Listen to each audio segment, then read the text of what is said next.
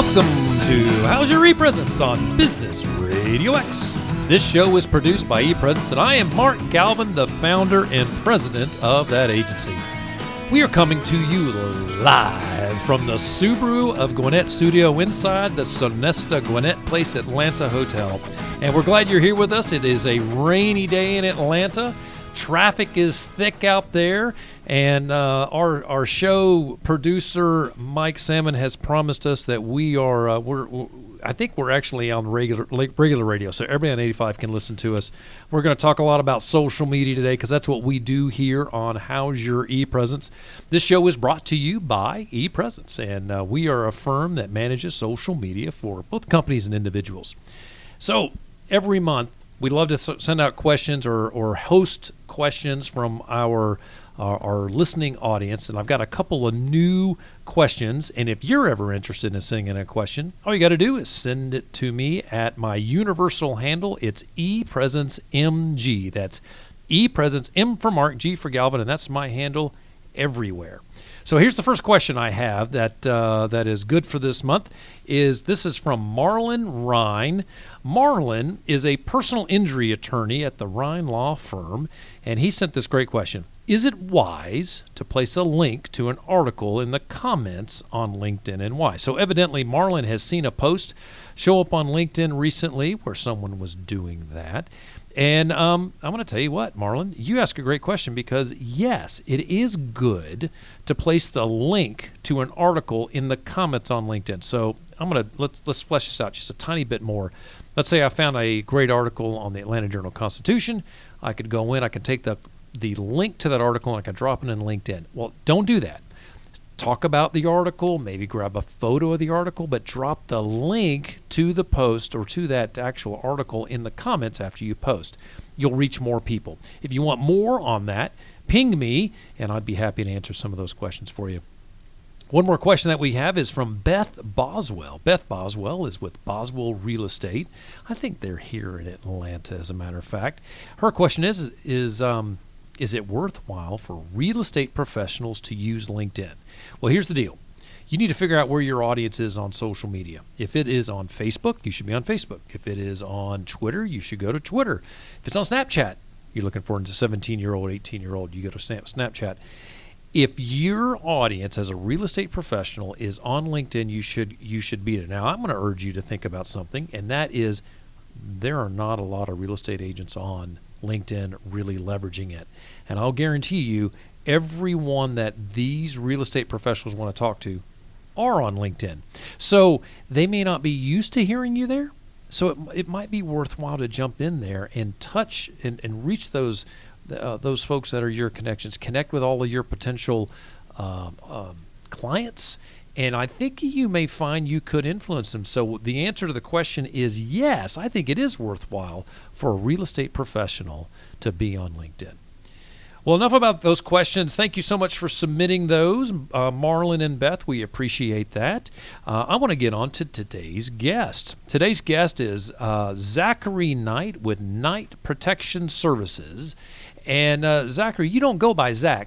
You go by Zackary, is that right? Only when I'm in trouble. I go by Zack unless I'm getting yelled at by my mom or my wife. My goodness. Well, you have such a deep voice. I'm assuming that they're probably going to run from you. Do you get deeper when you're making a point? I try to, but then my wife knows how to put me in my place very well. Well, that's good stuff. Well, that's fantastic. Well, thanks for being here. Your organization is Knight Protection Services. Tell me what you guys do. So we perform security audits for corporations and residential level buildings. So that can be from a homeowner all the way up to a business owner. And we essentially audit what's in place and what needs to be implemented to improve safety, security, and protection for your home or your business in a safe work environment. Today, I'm sure a lot of people are concerned about security. That seems to be a common thread around. So I would think that you have a few people knocking on your door, and some people probably call you too late after they've had some sort of security issue. Well, I'm going to read some bio stuff here because there's some cool things that I noticed about you. You are currently an Infantry Lieutenant and platoon leader in the U.S. Army Georgia National Guard. So does that mean that you could Can you get deployed when you're in the National Guard? So I actually just got back from Afghanistan in August, so I had that combat deployment. All right. And then we're on the docket to go again in 2022. We go every 4 years. And then in the Army, you got extensive training in risk assessment and mitigation techniques. Is that right? Yes. What is that? That sounds very impressive. What does that mean? So it's the same thing that I do. That background develops perfectly into what I do with my business, where we focus on assessing risks. Think a business SWOT analysis, but for security. So we do security SWOT analysis and then dive deeper with the audit, where we look at strengths, weaknesses, opportunities for crime or liability, and then threats, just like a SWOT analysis. And then we just relate it all back to security measures and how to improve upon those through safer, more secure cultures, policies, procedures, so on and so forth. So here on the radio, you sound like a badass. You sound like you're the guy that I want running my security. That's good. That's good. I'm just telling you, man. Here, listening to you, I mean, I know you pretty well, and you do. I don't think I'd want to take you on one-on-one with. I'm a teddy bear. I really am. But what you've done and the history you have makes total sense that you would get into protection services. Now, my audience is out there saying, okay, great, Mark, this is a social media show. You got a guy that has been in the Army's National Guard, extensive training in risk assessments and mitigation techniques. Well, folks, you need to hang on for the second half of the meeting or our show here, because he has some really cool things that he's doing on social media, and I can't wait to share that with you. Zach, if you're okay with it, we're going to talk about some current things that are going on in social media. Absolutely. And I want you to weigh in. There's a little political bent here, and typically we try to stay away from politics, but I think there's this political bent is a little interesting. So I'm not sure if you heard about this. The Wall Street Journal covered this. Mayor Bloomberg is paying staffers to promote his campaign on their personal social media for $2,500 a month. Now, I want to flesh this out a bit. I heard this in the news, and I heard that he was paying people to promote his social media or promote him on their social media, and I thought it was influencers. No, that's not the case. He's got a gazillion staffers, evidently, right? They're all over the country. He's spending a boatload of money on running this campaign because he has a boatload of money. And so what he's done is to give his staff, and thousands of them, an incentive. He's saying, if you talk about me on your social media, I'm going to pay you $2,500 extra a month. Okay, now here's what's fascinating. This is upsetting a lot of people out there. And the reason is are these folks actually saying, hey, I work on the campaign, and so I'm influenced? And the question is that good or is that bad? What do you think? I'm just curious. What do you think about that? Oh, I think it's brilliant because nobody else is doing it. You're a marketer. I love Absolutely. that. It's brilliant. I mean, when nobody else is doing something like that, it's not violating any ethics. It's no different than paying for a biz dev person or a marketing agency to go out and do it. They're already on staff. They're just being compensated for spending their time on social media marketing for him. I think it's a genius idea. Even though they're doing it on their own personal social media, saying, hey, vote for Zackary, right? If I was on your team and you'd say, hey, Mark, if you talk about me on your social media, I'll pay you $2,500 a month. I would do that, for the record. If you paid me $2,500 a month, I'd put it on my social media. But see, what's fascinating, and I think that there's a line here, and this is important, and I will tell you, I don't have a problem with it. But I do think that the folks should put on a disclaimer that they are part of the campaign staff. I do think they should have that on their profile. And that's all I need to do. Go in your profile, current position, working in the campaign for Mike Bloomberg. Outside of that, they can do whatever they want. There are influencers, and this kind of borderlines into that. It kind of nudges its way into what is the responsibility of an influencer to say, I'm endorsing this bottle of water, and I'm getting paid for it. There is a question of ethics there, because that person wouldn't talk about that bottle of water unless they were being paid to put that on their social media. And I think that should be there. So this is interesting. I think we're going to find some things come out of this, and the FEC, the Federal Elections Commission, will probably end up looking at this. But Facebook has said that this doesn't break any agreement. This is not in violation of their terms and conditions. So if you're interested in this, folks, you want to see more, the Wall Street Journal article is interesting. It's a lot more in depth. I'll drop the link to that in our show notes. So take a look for that if you want more But, interesting food for thought. And I agree with you. When it comes from marketing like this, it's a great idea. We want to do this with all of our team members. Absolutely. We want them to talk about the company. So they're kind of doing that, Right. talking about the company. So cool. I'm going to move on. We could talk about that one for 30 minutes. Forbes dropped something new. This is kind of interesting. On their, what's a CRM? A CRM is a customer relationship management tool, and I think my audience knows what it is, but I still say that. LinkedIn is taking another big step towards integrating with your CRM. This is a pretty cool thing. So they've recently announced some improvements, and I'm going to read this. This is quote. Recently, the company announced new enhancements to Sales Navigator tool, which promises to boost pipeline quality and increase sales and marketing efficiencies, end quote. Here's what the deal is. They're integrating. So now you can go into your CRM and you can pull the data. So Zackary, you're a contact of mine in my CRM. My CRM will look in LinkedIn and make sure it's pulling your most current data into the CRM. Not a bad thing, I don't think. I think that's a good thing. Here's the deal. Number one, you're gonna have to have Salesforce or Microsoft Dynamics for this, and of course Microsoft owns LinkedIn. I'm actually curious that Salesforce is there, but I'm sure Salesforce is paying some money for this. And you have to be on LinkedIn Sales Navigator, so that cost for that is between $65 and $135 a month. If you're working LinkedIn as a lead gen tool, you need to be on Sales Navigator. It is a robust system that helps you find new people. I'm getting pummeled on my LinkedIn profile lately with all these new leads of people asking me they want to do marketing for me. And I think a lot of that's coming through the Sales Navigator system that they have. But anyway, the long and the short of it is, I think this is good. I like that this is being rolled out. And the big reason that I like this is because I want more people on LinkedIn. I want more people to know what's the data points that are showing up on LinkedIn to help them communicate better, to help them understand their clients better. I think that that's the good thing that LinkedIn offers. So I'm going to drop a link on this also. This is a link to the Forbes article. There's a lot of great info there, and this is the future. If you think about it, LinkedIn is kind of one big CRM system. I call it a big database, and it is in fact that. But this will help all of us maybe do a little better job, especially if we're on Dynamics or Salesforce. All right, Zackary, here we go. Let's shift over to you. I got some questions for you. Number one is, here's why I wanted you on the show. You and your wife, as a matter of fact, are working on podcasts. So your wife has her own property, has her own podcast that she's already launched. Correct. Is that right? Yep.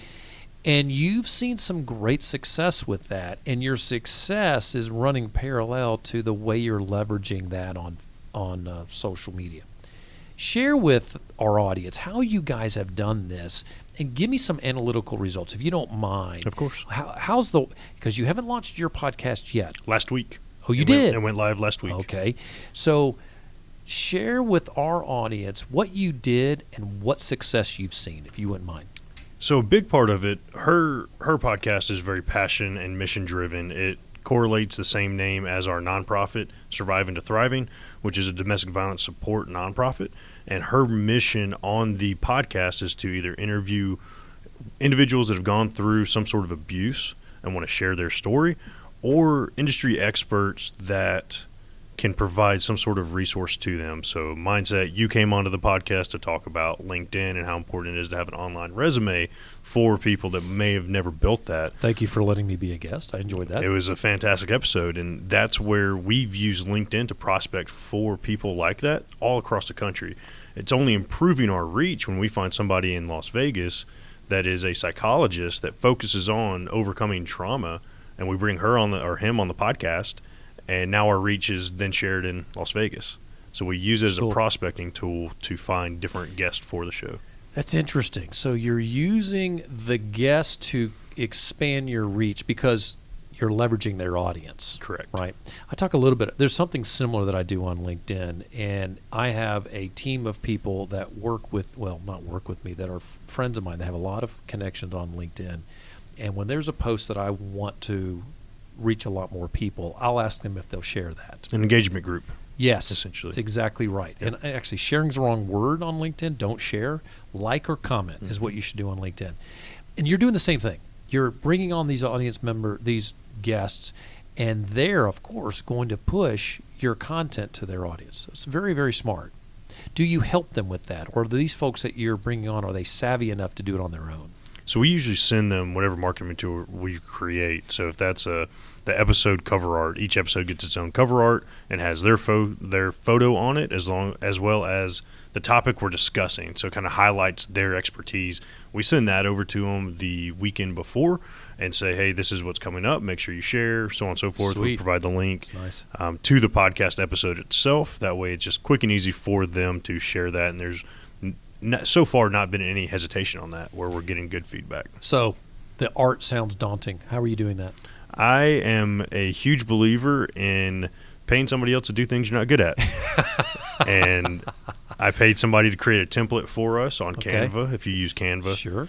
They created a template for us, and we just switch out photos and text, and good to go. I was hoping you were going to say Canva. Canva is a fantastic place. It's amazing. It is. It does great work, and it's super, super easy to use. So well done.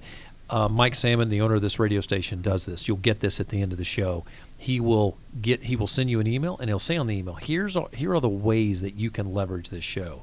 Helps you reach more people, and it helps you share the value of Business RadioX to your audience members, so it expands his audience well. Very smart. I love that you're doing that, and it's brilliant. How many listeners are you getting? I should probably ask about your wife's podcast, Yes. Unless your podcast is blowing up. My numbers are not there yet. Okay. They take a few episodes to actually process everything, and I've already aired 3 episodes. Yep. Doing 3 episodes a week, but hers is just 1 a week right now. She's getting about 500 downloads an episode, and I think a lot of that is very mission driven. Sure. But they say the average podcast gets 80. Yep. A really good one gets over 1,000. So Right. her being halfway there, and we just launched beginning of January. It's pretty impressive with what she's doing. That is good. What work did you do before you launched the podcast? I am very much a mass action type of guy. So when we came up with the idea for her podcast, and same thing I did with mine, we came up with the concept and we started recording interviews immediately, kind of fleshed it out as we went.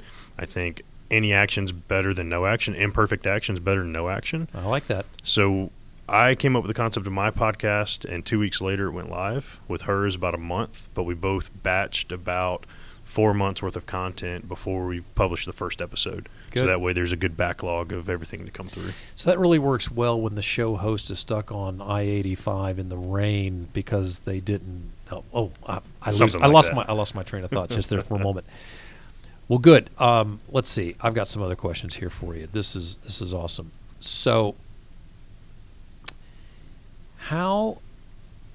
what has been your biggest lesson that you've found so far in business? That when you're sitting down and you're talking to someone who's going to start doing what you're doing, I'll let you define what you're doing. What would you tell that person to make sure they don't do? Don't do this. Everything. Don't do everything yourself. And that was a very difficult part as an entrepreneur. Coming out of the government, you're not taught how to run a business. No. I've been smart enough to go back, and I just completed my MBA, so that should be being conferred here shortly. So I learned more about business. But one thing I learned throughout all that, there's so much from social media. I'm not an artistic creative, so creating episode art or creating a website is not my wheelhouse. I had a self-created GoDaddy website for the first year of business, and it looked like a Pittsburgh Steelers fan page, black and gold. And that is not anything what my logo looks like. Just the colors were awful. So I would highly recommend find people within your network or ask around. Find somebody that's a specialist in that piece. Same with our podcast. We record and then Dropbox it, and we have a production team that does all the editing for it and then post it to iTunes. So if you can do that, always do that. So that's a great tip. I record my own podcast outside of this studio. Here it's great. It's turnkey. Mike does a great job with it. When I do it on my own, I record it through Zoom. Mm-hmm. And I think you guys do it through Zoom. And it'll go to a shared drive, and I have 2 people on my team that take it from there. And they just know where it goes because I'll just send them a text. It's done. Mm-hmm. And they'll take it from there. I just don't have enough time, nor the bandwidth, it's valuable time. I have to be careful I say this. It's valuable time doing that, but my time's better served doing something else. Well, when you look at it, especially with what I do, I might charge $200 an hour for my time if I'm consulting, but I might pay somebody $50 an hour to do all the editing, right? Or less than that, realistically, $10, $20 an hour to do the editing. So where's your time best spent? Like you just said, if you're a businessman, you don't want to do a $10 an hour activity when you could be making $200 an hour. Well, I need to be working to that $200 an hour every single moment I'm not making that money, right? That's better use of my time. And that's something we all know about. One of the things that I found is interesting is that I know a lot of people who do a website for $20,000. I do. I know a lot of people, and they'll do them really well. Mm-hmm. Really well. Code conspirators, colleagues of mine come to mind. But you do need to know that there are people out there who can help you with a website, do it for a lot less money. You're not going to get all the bells and whistles, but there are folks out there. You just got to knock on enough doors, ask enough people, network, and you can find someone who can help you at a lower price point, give you a decent product. The big thing is, and this is not really social media, but it is still digital marketing, build your website on WordPress. That's my one urging to everyone out there. Get on WordPress as soon as you can, because it's much more portable, and you can take one website and move it to someone else, and they can help build that. If you're on Wix, and I start off on Wix, right? I have no problem with that website. Know that you can't take that website with you. So if it is possible, put it on a WordPress site first. And one note on that about websites, I personally think social media is a much better place to be building content. A website should just be essentially a landing page, but how many people actually go to your website that also hire you? They'll find you on Google, they'll find you on Facebook. First, they find you on Google, then they go to Facebook, then they go back to Google, and then they go to your Instagram or LinkedIn. Nowhere in there does it say we go to your website. That's like 7 or 8 steps down when they're actually searching you in the analytics of it all. So go for an imperfect website, and then just kill social media. So I agree with you, and I disagree. And here's where I disagree with. This is good. Is because you're going to show up higher on Google if you have a decent website. Very true. So that's the tough thing.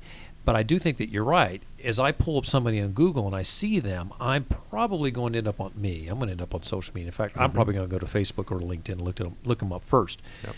But I'm still looking at that Google component to see where they are. Maybe there is a geographic piece. If I'm in Atlanta, I'm going to get Atlanta businesses. So it's important that you have your brick and mortar address if you have one. Right. And the Google My Business profile. It's huge. Huge. So and important. I didn't even learn about it until I got back from the deployment last fall. And that's been one of the biggest catalysts, is creating that profile to mirror social media. I think it's a huge aspect as well. It's big. So you've done some live video and some other content creation on your social media. Share with our audience what you've done. So I essentially do how-to videos, what I do, and then I provide scenarios. So all my videos kind of are educational, where what I do is kind of abstract, but also a very niche market. So it takes a lot to educate a client before they ever purchase from me. Very long sales cycle. So all my video content has been toward that, where I talk about a What If Wednesday that just got rebranded for my podcast to the Situation Room, where I provide great name. I do a scenario about, here's a business issue, I answer it, and then whoever I interviewed on Monday comes back on Friday and answers it from their business expertise level. So it's providing education on, here's how we can help a business owner, help an entrepreneur, help somebody that's struggling with leadership or whatever their issue is. So it's providing more of that actionable value right off the rip, which I think is a huge piece of any social media marketing that you're doing. That's brilliant. Video is everything. I've talked to my clients constantly about doing video, so much so that I started pushing out some of my own videos lately more and more often, because it is so important, and it's great that you're doing that. All right, Zach, how can people track you down? Where are you?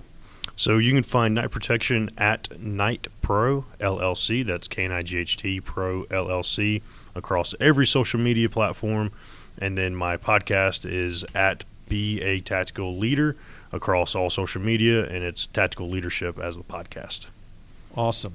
So you drop a podcast every week? 3 days, Monday, Wednesday, Friday. So 3 episodes a week. 3 a week? Yes. Holy moly. How long are they? The interviews usually run about 45 minutes. Okay. The situation room is just a solo cast. It usually runs 20-ish minutes. And then the Friday episode, I haven't come up with a good catchy name for it, but the Tactical Friday episode usually runs another 20 minutes or so where it's good conversation about that scenario. Okay, if somebody came up with a real catchy name for your Friday episode, would you give them a free consulting session? Free consulting, a good shout out on it. Absolutely. We can figure something out. All right. Well, there's your challenge, folks. Help him out. Zach needs somebody. Zackary needs someone to help him out with his show on Friday. But that's a ton of content. So you're busy doing that, and it's going to help you create such a strong brand that folks are going to easily know this is somebody that I want to do business with, because you described your business as it's not tangible. And it really is branded about who you are. And you're interested in doing some public speaking also. So if a group wanted to come in and see who you are, they could come in and see your videos or listen to your podcast for that. Well, Zackary, thanks for being here, man. Oh, I appreciate it, man. It's always a pleasure. I appreciate you coming out. And I want to thank all of you for joining us here on How's Your ePresence. In 2020, we've decided that we're going to do a little better job of sharing what ePresence has to offer. So what is that? First, we can help the solopreneur or the CEO with their personal social media, with their entire team. The executive team will clean up the entire C-suite. And then those folks, why do we do that? It's because those folks represent the brand more than anyone else.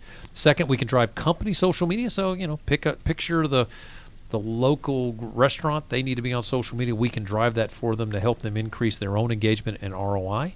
Finally, we also help college students. Think about this, folks. If you're looking for a great college graduation gift, this is a great one. We help people polish their resume. We do mock interviews, and we clean up their LinkedIn profile. They understand Snapchat, but they don't understand LinkedIn. We can help them with that. If you're interested in any of our offerings as a How's Your ePresence listener, you automatically get 5% off on all of our services. Grab that discount right at ePresence.me/How's Your ePresence. ePresence.me/How's Your ePresence. Or give us a call, 404-939-8094. You can also track that down on the website. Tell us you're calling about the podcast, and you'll be able to take advantage of that 5% discount.